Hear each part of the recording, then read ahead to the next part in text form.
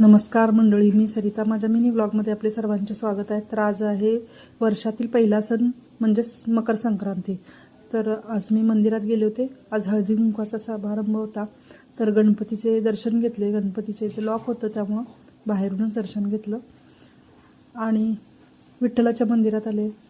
कासवाजवळ ओवसा ठेवला, नमस्कार केला. त्यानंतर विठ्ठल दिसतो का नाही एवढी गर्दी होती, तरी पण विठ्ठलाचे दर्शन खूप छान झाले. तेथे ओवसा हळदी कुंकू लावून तिळगुळ ठेवले, ओवसा पूजा केली आणि छान वाटले.